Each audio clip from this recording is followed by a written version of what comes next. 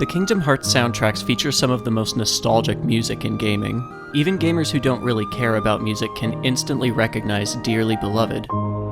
There is a lot of excellent music in these games. I could do a full video on any of Xemnas' battle themes, and I probably will, but final boss music gets a lot of love already. I want to highlight one of the less obvious masterpieces in the series.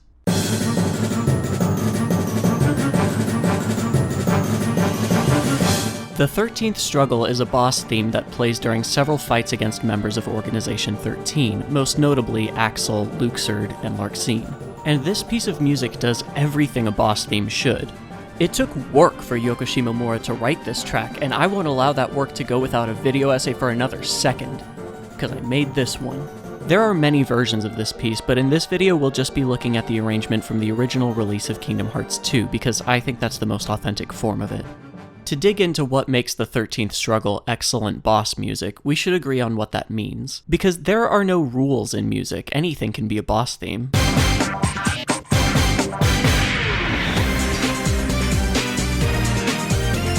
It's just a question of what's appropriate for the boss and the game's aesthetic. Ideally, a boss's music will complement the energy of the fight and capture some of the boss's defining traits. The atmosphere of the game and the boss fight itself also have a lot of impact on how vibrant the soundtrack should be.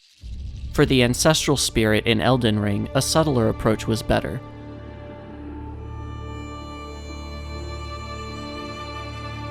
But in traditional action games, it's fine to crank up the tempo and have a strong beat. And if a strong beat is used, the track has a better chance of entering a listener's long-term memory because it's more pattern-based.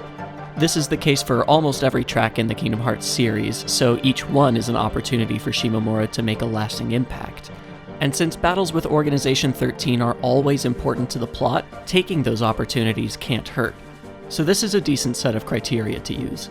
But listen, this isn't meant to be a universal checklist. Say you're composing for an indie developer and they can only afford to commission one track for multiple boss fights.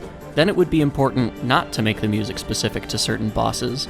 Or if the title you're working on is actively trying to subvert conventions, following the path of least resistance is probably a weak choice. Meanwhile, trying to make every track of a game unforgettable would be distracting and would flatten the hills and valleys of the soundtrack as a whole, plus it's a recipe for writer's block and burnout. This particular set of criteria has been made with the knowledge that Kingdom Hearts 2 is a mainstream JRPG and that the organization is a prominent thread in its story. Organization 13, so called because it has 13 members except for most of the time, is a group of elite nobodies, which means each of them has a body but no heart. You know, like what nobody doesn't mean. Compared to their heartless counterparts, nobodies are intelligent, cunning, and, well, organized. They are in many ways more frightening than the physically intimidating heartless because they always have more information than the protagonists do and they know how best to exploit it. The main concept of the organization is that without hearts of their own, they only have hollow copies of emotions and long to become whole. This burdens them with existential angst and loose morals that ironically give Axel and Roxas the two most compelling character arcs in Kingdom Hearts 2, with no one in third place. Of course, it's impossible to count the number of valid ways to portray any of these details through music. There aren't correct answers in soundtrack design, just justified ones. The route Shimomura chose is a dark, overwhelming onslaught of sound. The most identifying part of the 13th Struggle is its constant use of chromatic intervals. A chromatic interval is the difference in pitch between two touching piano keys. It's also called a semitone, or a half step, or a minor second, but only sometimes. Music is fun. I'm just going to keep saying chromatic interval for this video, though. There are chromatic intervals in every key and mode, but they never touch. No key or mode contains consecutive chromatic intervals. As a result, almost every piece with lots of chromatic intervals has a large amount of dissonance. But even if you're writing a stressful, intense piece, you don't want dissonance to be too pronounced. It's like cooking a spicy dish. If there's too much kick, the flavor is drowned out rather than enhanced. Wow, that's spicy. Like, what would you even call that? There's no maximum amount of tasteful dissonance, though. To extend the metaphor, you can reduce spiciness rather than avoiding it to begin with. In the 13th Struggle, there's a lot of spice and a lot of spice reduction. The spice is obvious. There can be as many as 3 simultaneous moving lines with chromatic intervals in this piece, and if we play that at face value, Wow, we're gonna put that right up on the fridge. The dissonance you just heard is mostly being caused by these two motifs. They both descend chromatically from the tonic pitch, but the yellow motif starts falling immediately while the blue one hangs back for half a beat.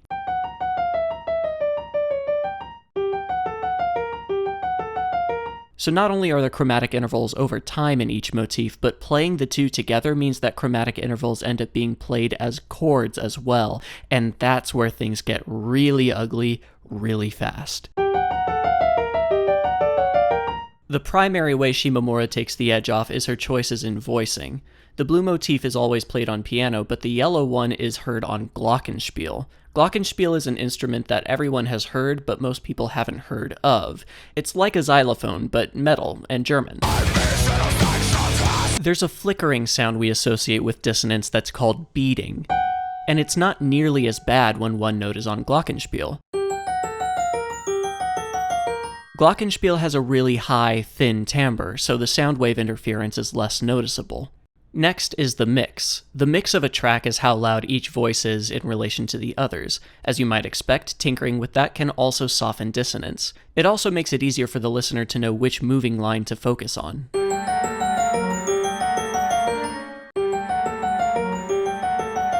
But no amount of shuffling can prevent this many chromatic intervals from causing friction with most chord progressions. Chords rarely change faster than once every 2 beats, and this piece rarely goes as long as 2 beats without a chromatic interval. That might be why the 13th struggle doesn't have a strong chord progression. Instead, the piece uses a collection of short, looping motifs to build its foundation. We usually think of musical motifs as quick references to other pieces of music, and there's some of that going on here, but anything short, identifiable, and repeated can be called a motif. In the 13th struggle, motifs are rarely longer than 2 measures, and the blue motif is even shorter. Because they're so self-contained, they can be used in many different combinations throughout the piece. This provides a coherent framework in place of a clear chord progression. It also offers one final way to tame dissonance. The piece only introduces 1 or 2 new motifs at a time. At the start, we only hear the yellow motif from before and this red one on strings.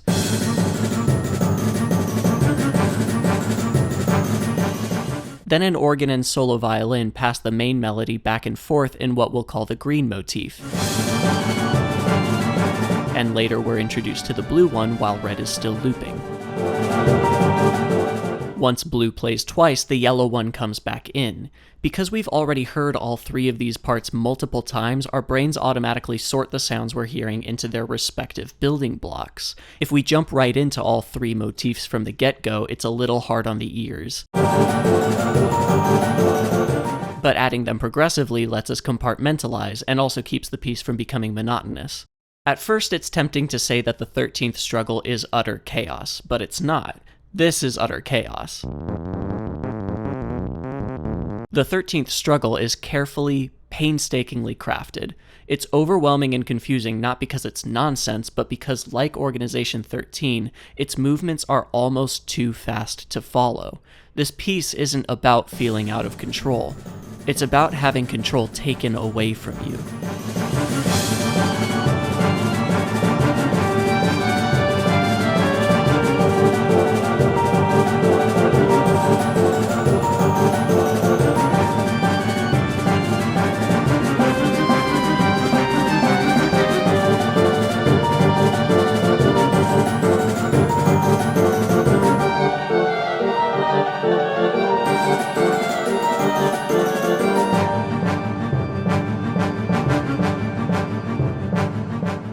Now we hear our first of 2 references to other tracks. Musical references are much more common in Kingdom Hearts 2 than its predecessors, and that's not a coincidence. Organization 13 has a more cohesive, strategic approach to world domination than the Heartless do because they're an organization. As such, cohesive musical theming is part of the soundtrack's job description. In the first game, this wasn't the case. The primary threat was a gaggle of Disney villains who forgot to pay their electric bill, and they didn't have much of a master plan beyond cover the land in darkness and Nort specifically this child. The organization makes Maleficent look like an amateur. This first reference to another track actually wasn't in the original Chain of Memories arrangement of this piece. That's because the track it's referencing didn't exist yet. It's the gloomy theme that plays during the organization's secret meeting, simply called Organization 13. It's hard to recognize it in this different time signature and faster tempo, but hearing them one after the other, the similarities are impossible to miss.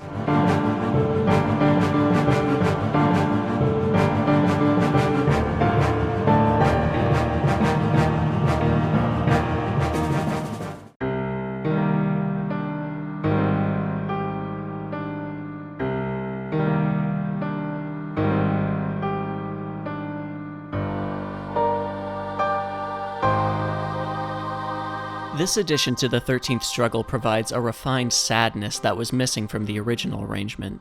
To me, it represents the empty longing of the nobodies, and perhaps Axel's soft spot for Roxas. Most of the chords here are diatonic triads, which is a fancy way of saying they follow the simplest harmonic relationships of their key. That, and the fact that it's on piano, are what make this part sound sad instead of anxious or threatening like the rest of the piece. Pianos are just good at being sad.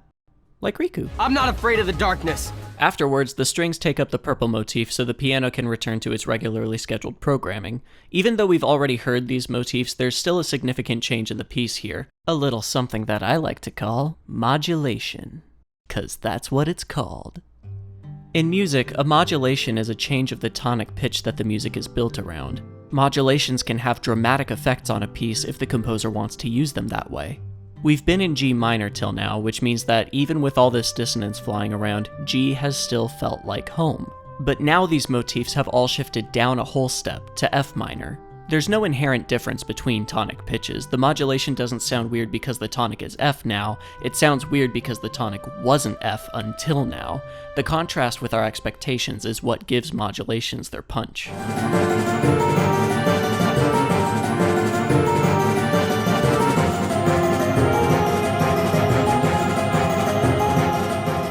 So I said that modulations can be dramatic, and given the energy of this piece, you might expect modulations in the 13th Struggle to be dramatic, but that one kind of wasn't, because it's foreshadowing. A plot twist without foreshadowing of any kind is never mind-blowing, it's just confusing. As a composer, unless the entire point of your plot twist is to confuse the listener and interrupt their experience, that means that you have to tip your hand a little before playing the winning card.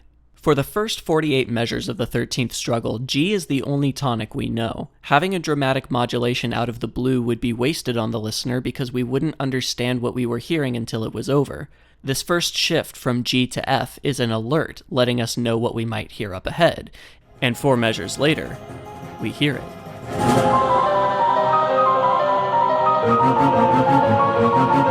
There are many elements of the 13th Struggle that have a downward trajectory. This modulation brings that pattern to a climax. The percussion drops out immediately, along with every motif except the blue one. The piano rockets up to C minor, a jump more than 3 times the size of the last one. With this sudden height and every other familiar landmark gone, there's a strong sensation that the floor has dropped out from under us and the piano is panicking to find footing that is no longer there. It even wavers uncertainly back and forth between C minor and B flat minor, echoing the whole step downshift from the previous phrase. The delayed echo effect on the piano voice completes this frantic illusion, and that's the main reason I prefer this original release to the live orchestra update in Final Mix.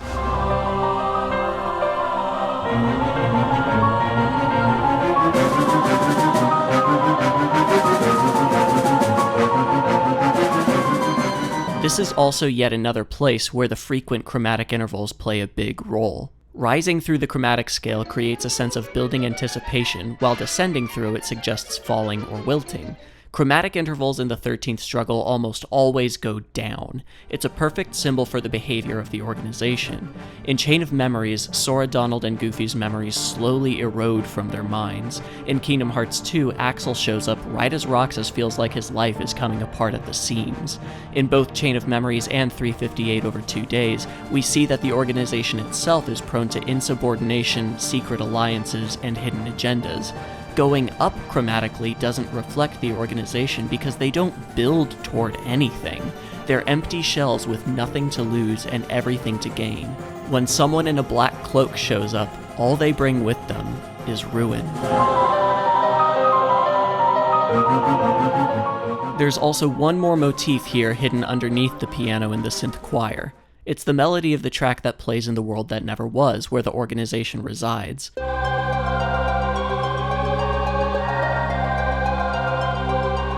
But unlike the purple motif, this one is in Kingdom Hearts' Chain of Memories. Sacred Moon is actually the one referencing the 13th struggle.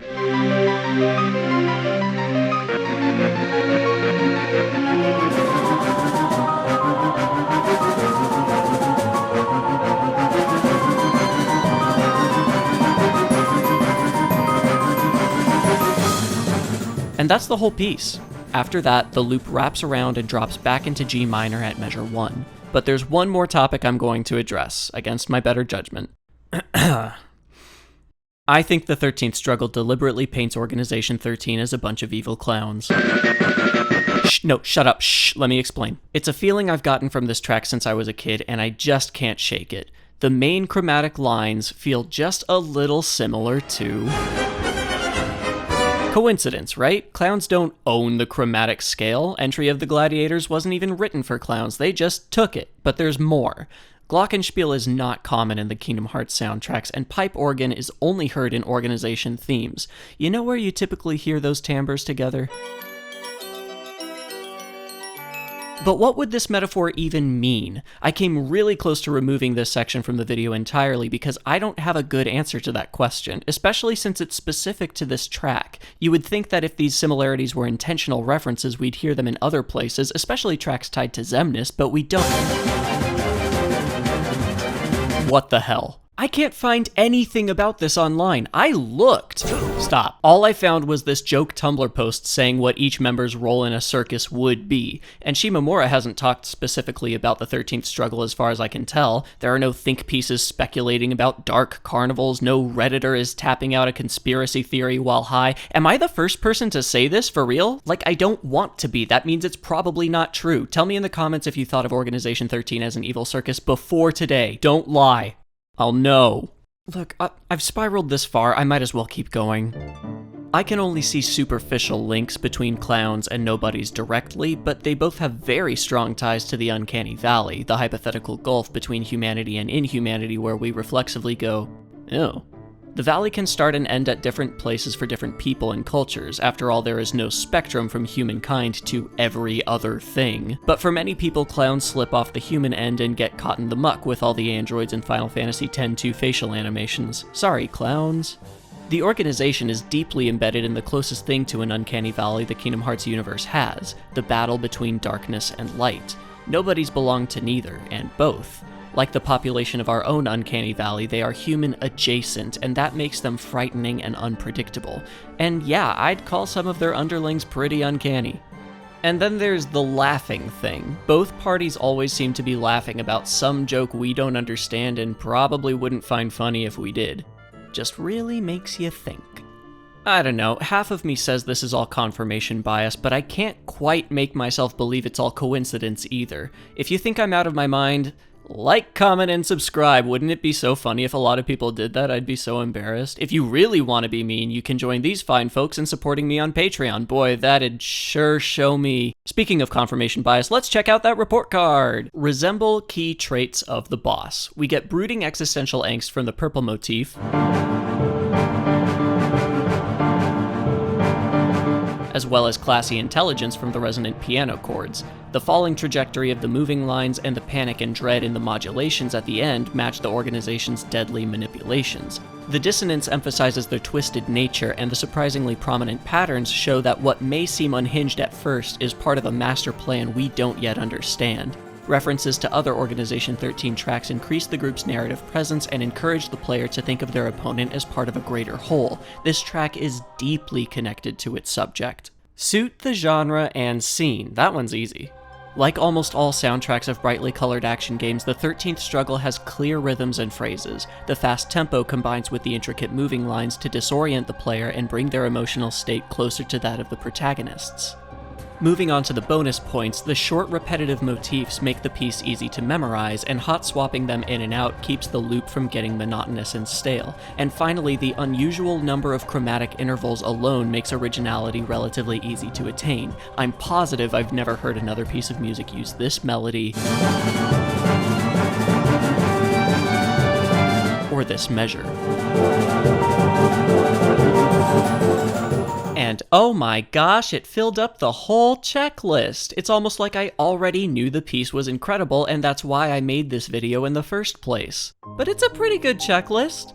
For certain boss fights in certain genres on a certain budget with certain creative intentions. Again, there are no rules for boss music, or soundtracks, or music. You have to set standards on a case-by-case basis, and even then, a good composer can make something totally unexpected work fantastically.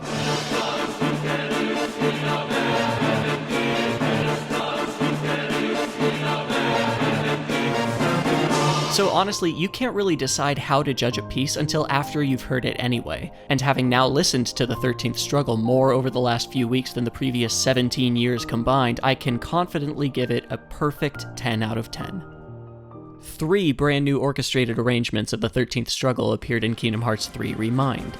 They're amazing, but let's be real, we're all ready for this video to end, so I'll save that talk for a future video. With luck, it won't take 13 years to come out and then be very bad. Can you imagine?